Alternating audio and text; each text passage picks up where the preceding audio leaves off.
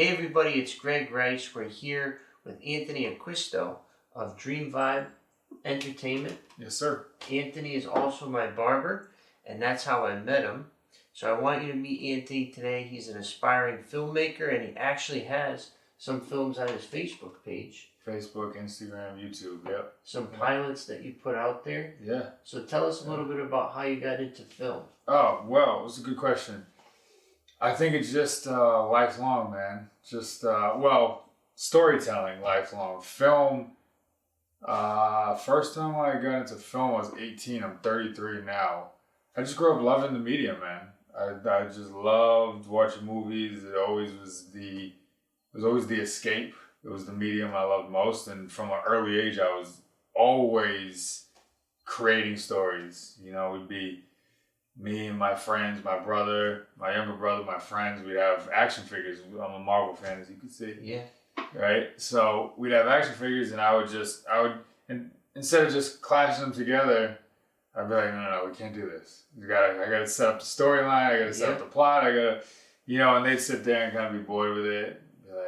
Be like, but I'd set the whole thing up. And I'd just been like, I wrote, I think I had something published in elementary school, through the school system, and just used to write, man. I was just always writing, always telling stories, and that was my natural calling, I guess you could say, for sure.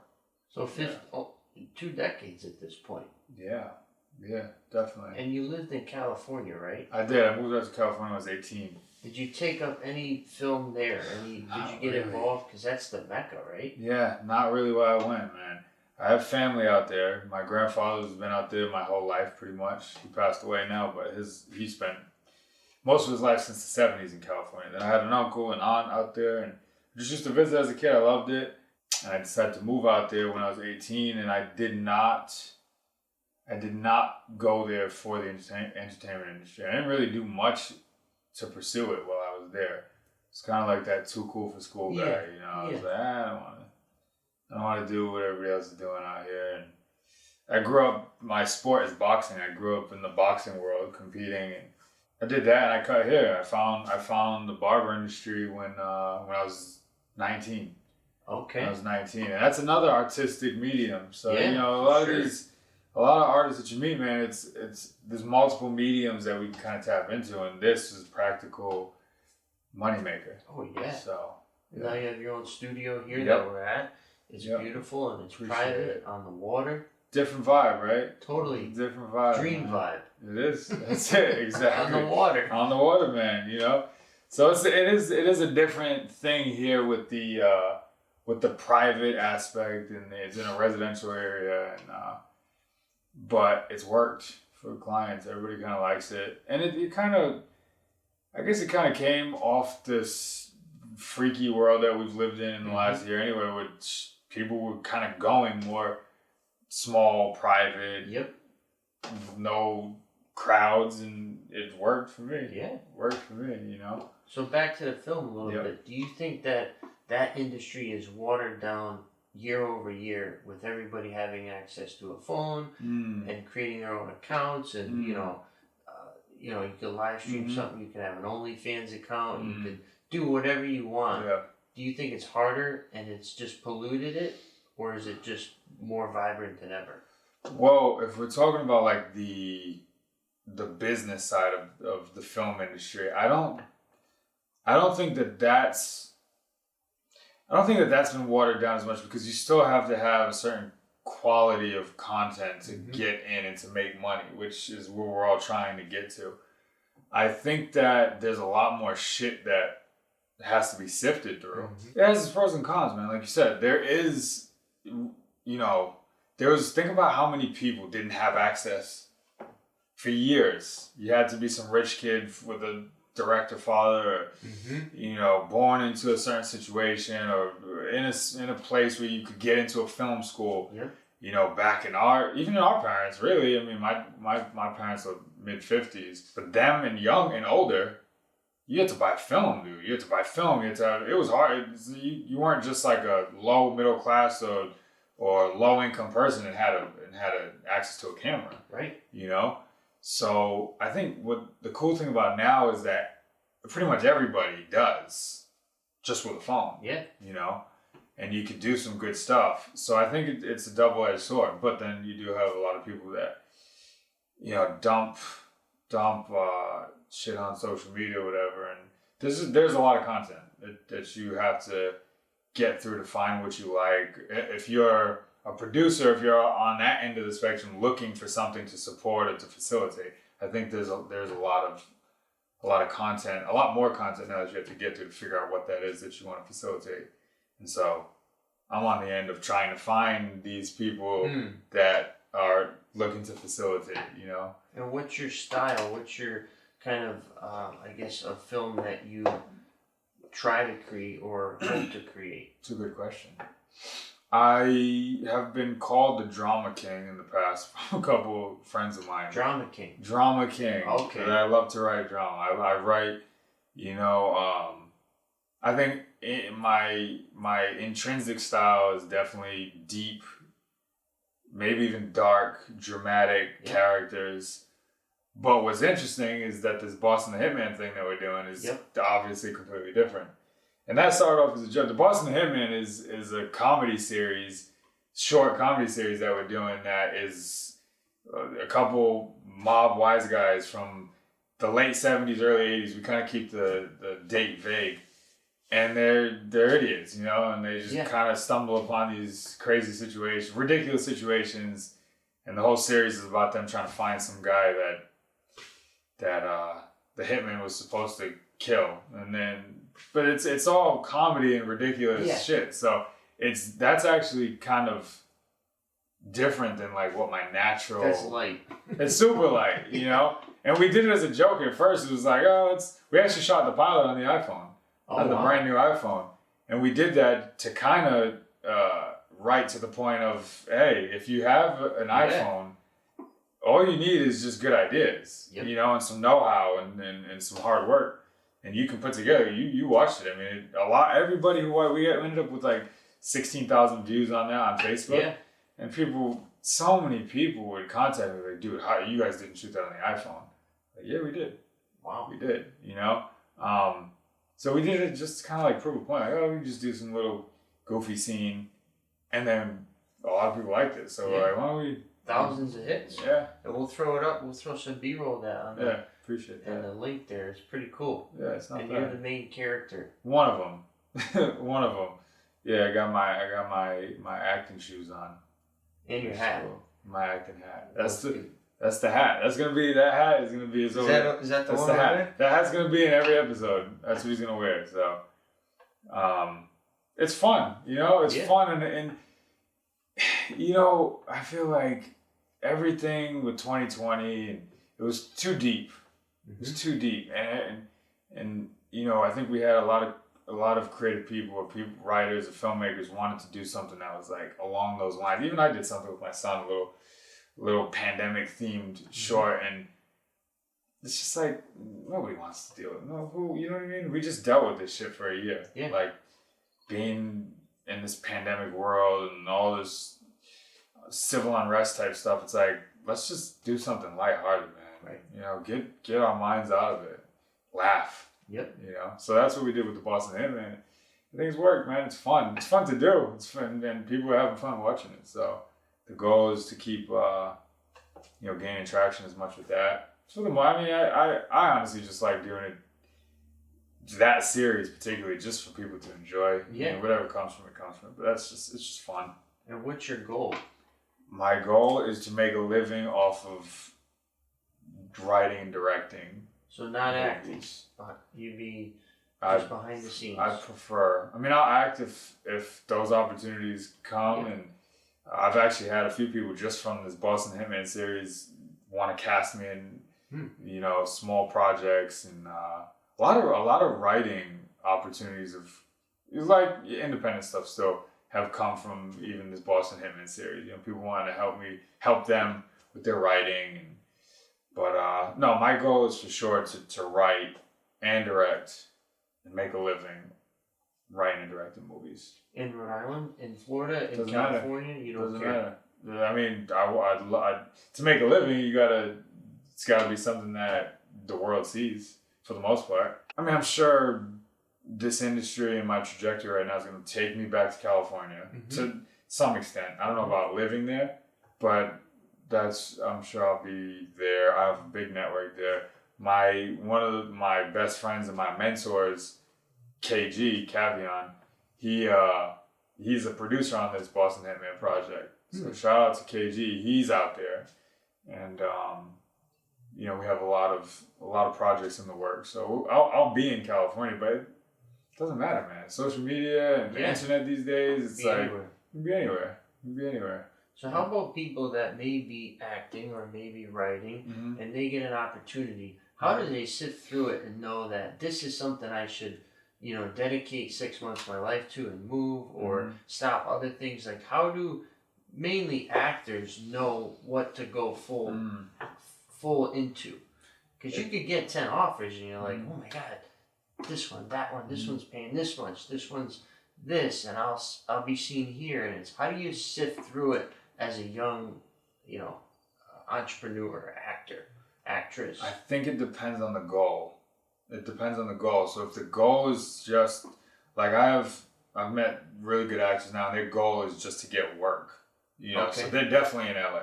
They're definitely going to LA, or they're in LA, or they're in New York if they're theater actors.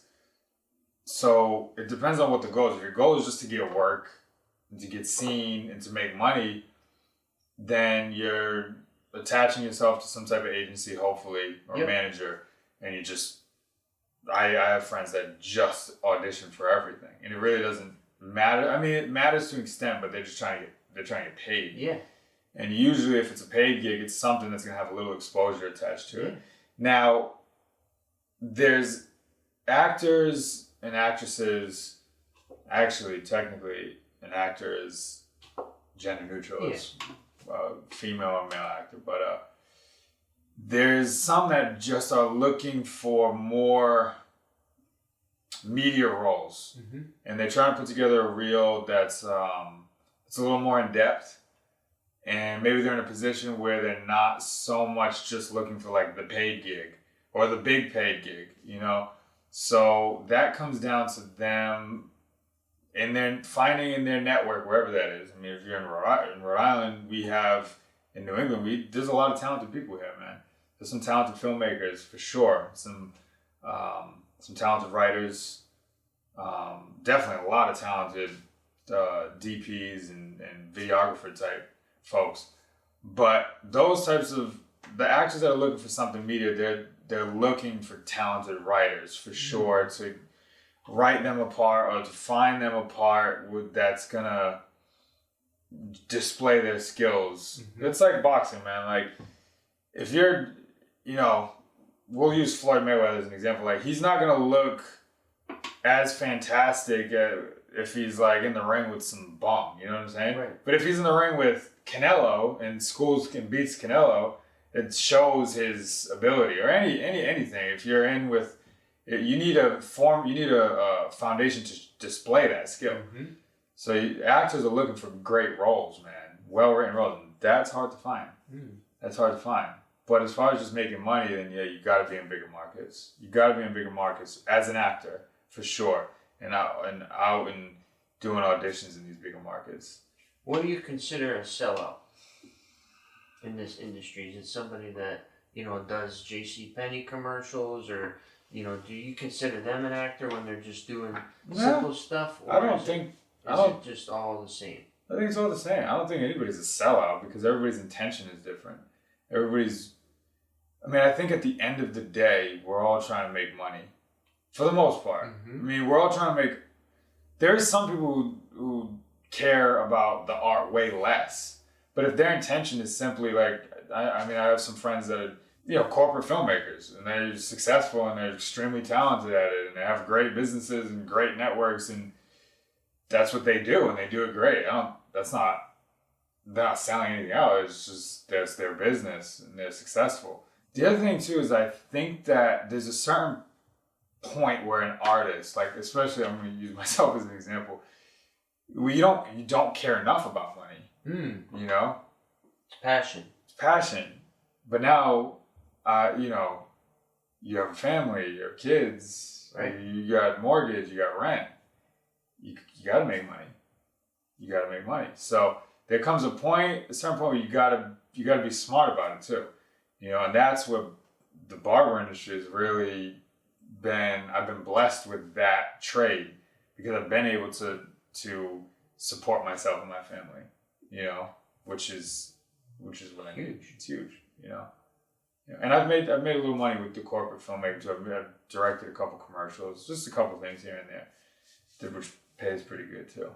So yeah. What's the most common thing that people apply for to kind of appear on? Like, is there like a website that offers opportunities? Appear in this. Like, is it, That's a lot of loan commercials? Is it supermarket? Is it like what's the most common job? For the corporate world. Now I'm not too much in the corporate world. I know that once you get into a certain network, and it's a lot of word of mouth if you're good at what you do. There is a website called Backstage, and that's basically like a casting call website. So if you're a filmmaker, if you're a director, writer, producer, a lot of producers, they'll post jobs on this website in certain areas, and actors can directly access these casting calls and drop their headshots, their resume, whatever, and then try and get an audition that way. But a lot of it's networking, dude. A lot of it's networking. I mean, the DP I work with, my cinematographer Renan, shout out to Renan. He's from Brazil. He came here. He'd be a great person for you to talk to as well. He came here and just hustled his way into a point of he works all the time. Wow. And he's just a cinematographer. That's what he does. He shoots. He edits very well too, but it's just all word of mouth, man. It's all word of mouth, and he's my main guy. Like we work on everything I do. We work together on. Yeah, but he does a lot of corporate work, so it's network, man. It's network. I got another guy who's in the next episode of the Boston Hitman, AJ, who's he's a stunt guy in the industry. I mean, he's union stuntman. He works in New York, all over the place on big shows and movies. And I asked him the same question the other day. Like, how did you get to this point? Yeah. And it's just developing relationships. And you gotta have a good work ethic, I think. You can't be, you gotta have a good work ethic, right? Or a good editor. Yeah. So AJ, same thing. When I asked him, like, dude, like, did you get a manager or like agent? Like, what did you do? And he's just like, did a couple good jobs and met the right people and networked, and it's just building relationships. So he does stunts like, he'll jump off a roof. He's a legit stuntman. Wow. Great dude. Super talented kid. So you're gonna use him doing what? Or can you not say this stuff? I don't want to say too much, but he's doing a small acting role. Cool. And there'll be like minor stunts related. Cool. But yeah. Keep it suspense. Yeah. You'll like it. It's funny. It's funny. So I don't know much about this, as you can tell, but it seems that the real calling is on the West Coast. How come it's the West Coast? Why is it not? I mean, there's probably some New York is big. But why is it there? Like, gambling is in Las Vegas. Yeah. That's because X, Y, Z. That's because the mob created it and they brought water and they did this. Yeah. And so why is it Los Angeles, New York? I don't know if I'd be the voice on this, but the basic amount of research that I've done and what makes sense to me is that Hollywood was established in Southern California because of the weather. Gotcha. So basically when you're shooting, right, you're filming a movie, it takes 3 months, you're doing a feature film, whatever. Weather is so huge on what you're able to shoot and consistency as well. Yep. So, here, for instance, like you get one cloudy day, one stormy day, one day it's 42 degrees, the next day it's 65 degrees. It's so much harder to work like that. So out there, it's pretty much the same every day. It's like 80 degrees out and sunny all the time. So it was just so much easier to be consistent with, like the practicality of a film shoot. I know that was a huge reason why it became a hub. I'm sure there's several other reasons. I'm not I just don't know if I'd be the voice on the answer to that question. How about New York? New York is theater, man. Yeah, Broadway. It was a theater hub because of live shows. That's just kind of where it was established. So New York is definitely still like the hub for theater actors and musicals and all that. So I personally am not like, I would be mortified to get up in front of like hundreds of people on stage. I just wouldn't do it. And I would do it. Yeah. I wouldn't be immediately comfortable doing it. Right. But I've spoken to some actors who prefer that. I've listened to a couple of actors that we all know and respect. Who was it actually? It was on one of the podcasts I was doing. It was a famous actor, but they said the same thing. Like, put me in front of a camera all day, but like acting on Broadway is just not for me. No. So and it's a different approach. It's a different approach when you're doing theater. It's like one take for the most part. You can't really mess up. Filming in front of the camera in cinema is like a lot of breaks, there's opportunities to cut and stop and go. Yeah, it's a different process. It's a different process.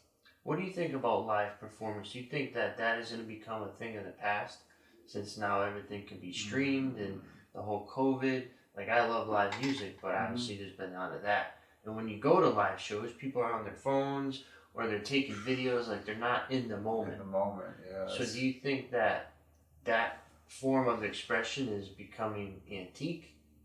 I think to a degree, yeah. Unfortunately.